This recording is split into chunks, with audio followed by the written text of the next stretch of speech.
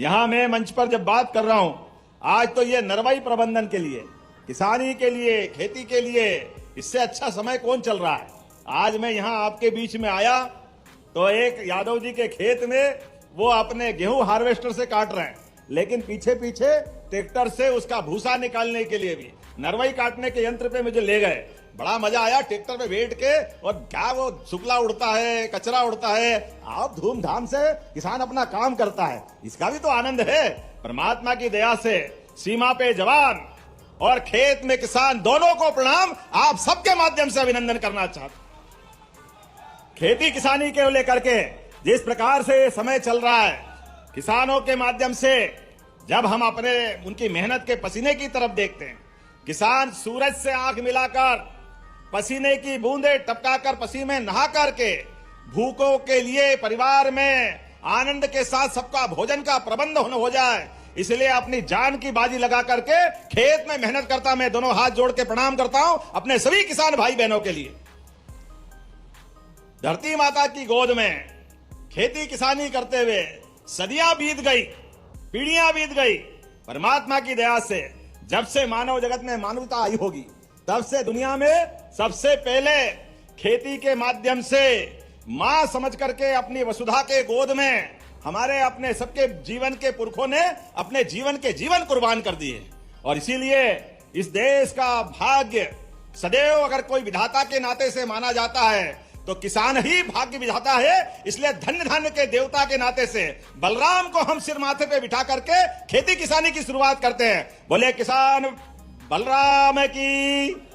हम जब भगवान बलराम की जय बोलते हैं तो शरीर पुष्ट बना करके, शरीर भी और खेती भी दोनों की चिंता करते हुए, लेकिन समय के साथ धीरे धीरे करके ये थोड़ी थोड़ी गड़बड़ियां भी होने लगी। खेती में आनंद आता है, लेकिन खेती के लिए कई प्रकार की चुनौतियां भी है। ऐसी चुनौतियों के साथ पहले तो मैं आपको दतिया के अंदर जब अभी थोड़े दिन पहले आया था, भांडेर के पहले सेवड़ा में, प्रदीप जी आपके क्षेत्र में जिले भर के कितने करोड़ की सौगातें दी थी? 500 करोड़ की। जोरदार ताली बजाओ अपने जिले भर के अलग अलग कामों के लिए।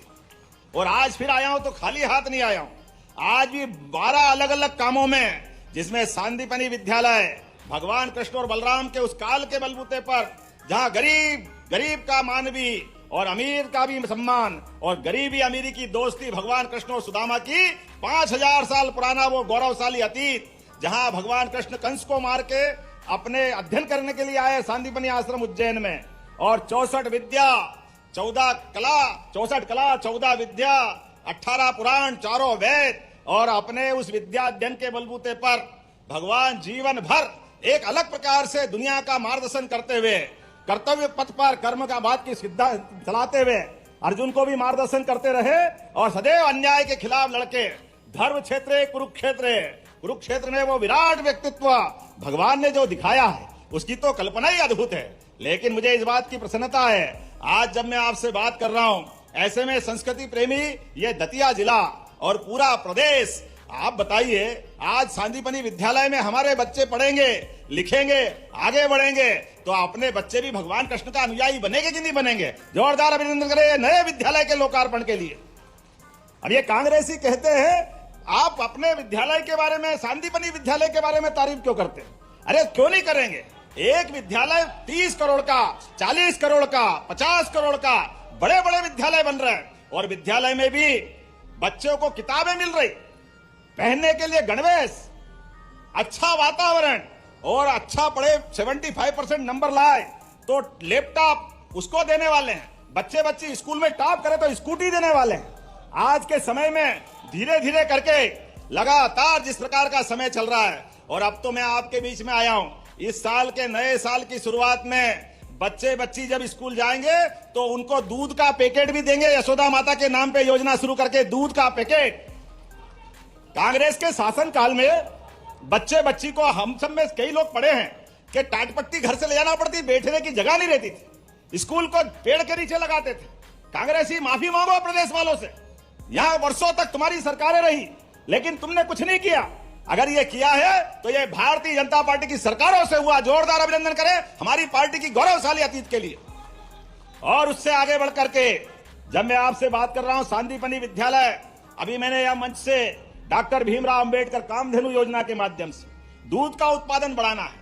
अरे देश की पहचान तो दूध और दही की नदियां बहती थी हजारों साल से। ऐसे में यह दूध का उत्पादन और बढ़ना चाहिए कि नहीं बढ़ना चाहिए? उस उत्पादन को बढ़ाने के लिए आज 25 गाय माता कोई पालेगा, वो 40 लाख की योजना बनेगी, 10 लाख हमारी तरफ से देंगे उसके अपने गाय माता के आधार पर डेयरी खोलने के लिए। किसान की आय बढ़े, खेती से भी बढ़े, दूध उत्पादन से भी बढ़े। किसान की आय तो ऐसे ही बढ़ती और उससे आगे बढ़ करके हमारे खेती का रकबा लगातार बढ़ाते बढ़ाते कांग्रेसियों ने 55 साल तक सरकार चलाई। 1956 से लगा करके 2003 तक केवल 7.5 लाख हेक्टेयर क्षेत्र में सिंचाई होती थी, केवल 7.5 लाख हेक्टेयर में। मुझे इस बात की प्रसन्नता है, अरे इससे ज्यादा 10 लाख से ऊपर तो हमने 2 साल में अपने प्रदेश में सिंचाई का रकबा बढ़ा दिया है। यह हमारे काम करने का तरीका है। और प्रदेश भर में 55 लाख हेक्टेयर तक आज सिंचाई हो रही है और 55 लाख को बढ़ा करके धीरे धीरे यह आपकी केन बेतवा नदी जोड़ो अभियान, पूरा बुंदेलखंड, क्या सागर, क्या पन्ना, क्या दमोह, ये पूरे बेल्ट में और इससे जुड़ा हुआ उत्तर प्रदेश का हिस्सा। अरे खेतों में पानी मिल जाए तो फसल सोने की हो जाती है। और क्या चाहिए? खेतों में पसीना तो किसान बहाने को तैयार है, लेकिन पानी तो मिल जाए। पानी देने के लिए मन चाहिए और मन के साथ धन देने वाले मोदी जी है तो हमारी नदी जोड़ो अभियान परवान चढ़ रही है। ये वर्तमान में काम करने का तरीका है। कांग्रेस ने नदी जोड़ो अभियान का मजाक बनाया, संभव नहीं है, कहां से लाओगे, हो नहीं सकता है, झूठ बोल रहे हैं। अरे कांग्रेसियों आके देखना, 1 लाख करोड़ की योजना चालू हो रही, जोरदार अभिनंदन करो, 1 लाख करोड़ की। अब बुंदेलखंड से कोई पलायन नहीं होगा। जब काम मिल जाता है, खेतों में फसल अच्छी हो जाती है, अपनी आमदनी बढ़ जाती है, कौन गांव छोड़ना चाहेगा? कौन घर से अपने को बिछड़ना चाहेगा? सब घर में रहेंगे कि नहीं रहेंगे? लेकिन इतना ही नहीं, अब तो जो मछली पालन करना चाहता है वो मछली पालन करे, जो बागवानी करना चाहता है वो बागवानी करे, जो व्यापार व्यवसाय करना चाहता है, हमारी सरकार व्यापार व्यवसाय में भी मदद कर रही है।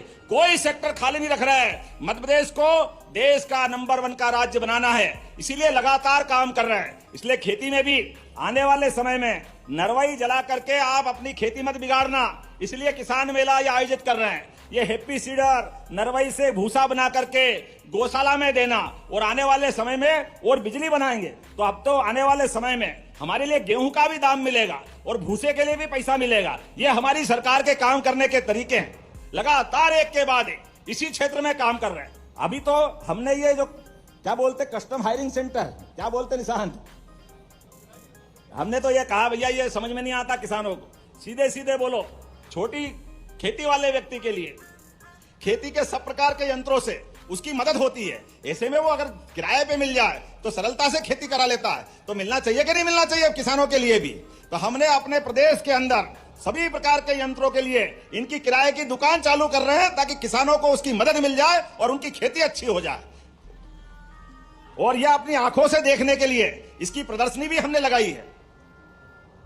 और केवल ये नहीं, इससे आगे बढ़ करके हमारे लिए तो अभी सरसों का क्षेत्र भी है शायद। ये यहाँ सरसों होता है क्या? सरसों होता है अपने यहाँ? किन किन क्या सरसों होता है? हाथ खड़े करो। आप बताओ, आप अपनी सरसों मंडी में बेचने जाना और एमएसपी का भाव का अंतर अगर रहेगा तो जैसे पीछे हमने सोयाबीन के लिए किया था, सोयाबीन में भी अरे मंडी में फसल खरीदो, बेचो, मंडी आबाद करो, ये भी प्रबंधन होना चाहिए। लेकिन कोई कारण से अगर सरकारी भाव से अंतर रहा, एमएसपी और हमारे मंडी के भाव में अंतर रहा, तो आप अपना व्यापारी से भी पैसा ले जाना और बचा हुआ पैसा सरकार आपके खाते में डालेगी। ये हमारी सरकार की योजना, ये किसानों को आगे बढ़ाने के लिए। अब आपको लाइन में लग के तुलवाने की जरूरत नहीं है। अभी हमारे गेहूं भी आ रहे हैं खेत के अंदर। आप बताओ, कांग्रेसियों से जवाब पूछना आप, 1956 में गेहूं 90 रुपए, 95, 100 रुपए मिलता था और 55 साल तक जब उमा भारती जी की सरकार बनी तो 400, 450, अधिकतम 500 रुपए कुंटल बिकता था। 55 साल तक केवल 400 रुपए का भाव भी नहीं बढ़ा। ये कांग्रेस के काम करने के तरीके हैं। और हमारी सरकार, जब हमने सरकार संभाली तो 2250 का भाव था और हमने 150 का बोनस दिया, 2400 में खरीदा। फिर वापस 2375 का भाव आया, 2425 का भाव आया, तो गए बार हमने 250 रुपए मिला करके 2600 रुपए, क्योंकि हमने सरकार बनाने के समय कहा था कि हम 2700 तक करेंगे।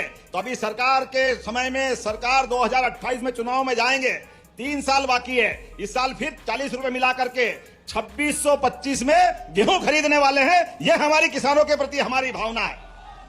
20 साल में कहां 2100 से ऊपर भाव बढ़ाया, 20 साल में 2100 से ऊपर, और ये 55 साल में 400 भी नहीं दे रहे हैं। ये कांग्रेसियों के काम करने के तरीके हैं। आप में से कई को याद होगा, ये दिन में लाइट जल रही है, वहां रात में नहीं मिलती थी कांग्रेस के शासनकाल में। बताओ रात में कोई लाइट मिलती थी क्या? लोग बच्चे बच्ची सहित शहर में भागते थे। सड़कें नहीं, लाइट नहीं, पानी का तो सवाल ही नहीं। अभी इस सीजन में लोग डीजल के लिए लाइन लगाते थे क्योंकि जनरेटर चलाना है, इन्वर्टर सुधराते फिरते थे क्योंकि मिलती नहीं थी बिजली। लेकिन आज मुझे इस बात की प्रसन्नता है, हमारे खेतों में भी लाइट मिल रही और गांव के अंदर भी लाइट मिल रही। जोरदार अभिनंदन को। यह है मोदी जी और हमारी सरकार का काम करने का तरीका। बिजली तो आज के जमाने में सबकी आवश्यकता हो गई, ऐसे में सरकार बिजली दे। लेकिन अब हम और आगे निर्णय कर रहे हैं। इस बारिश के सीजन के बाद अगला समय जब आएगा, हमारी कोशिश रहेगी किसानों को रात में नहीं दिन में बिजली देंगे। केवल दिन भर बिजली चलती रहेगी खेतों के अंदर भी। रात के समय, ठंड के समय में ठंड लगती है, कहीं सांप बिच्छू काट लेते, कोई जानवर काट लेता है, पानी पिलाने में तकलीफें आती है। ऐसे में हमारी सरकार तो किसान आधारित काम करने वाली सरकार है। किसान का बेटा अगर मुख्यमंत्री बना तो हमारी सरकार ने तय किया कि आने वाले समय में दिन में बिजली देंगे किसानों को, दिन में बिजली। किसानों के लिए जो हो सकता है वो सब करने के लिए तैयार है। एक एक करके इतनी सारी योजना बनाई। और वैसे भी यहाँ दतिया में अधिकार देख रहा था, धान डबल हो गया, मूंगफली और गेहूं का रकबा भी बढ़ गया, चने की पैदावार भी बढ़ी। क्या भाग्य है परमात्मा की दया से।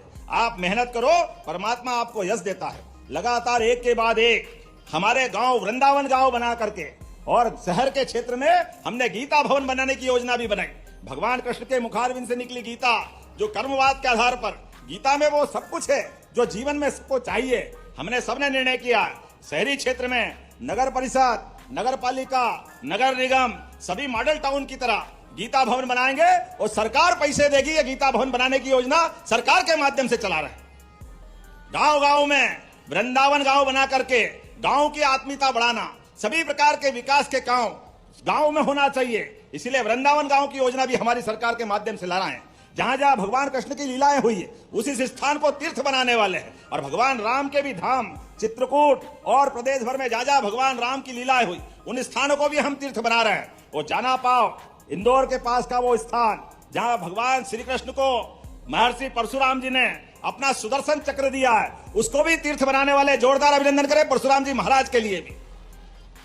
डॉक्टर भीमराव अंबेडकर का भी तीर्थ अपने ग्वालियर के पास पहले का चरण पूरा हुआ, अभी भीतरवार में मैं आया था। सेकंड चरण के लिए 12.5 करोड़ की फिर राशि दी है। हमारे काम करने का तरीका है सभी वर्गों को साथ लेके चलने के लिए, कोई वर्ग को छोड़ने वाले नहीं है, सबको जोड़ के लेके चलने के लिए सरकार लगातार काम कर रही है। और आपसे भी निवेदन करना चाहता हूं, हमारी माताएं बहनें बैठी है, लाडली बहनों को भी प्रणाम करता हूं। जोरदार अभिनंदन करो बहनों के लिए भी।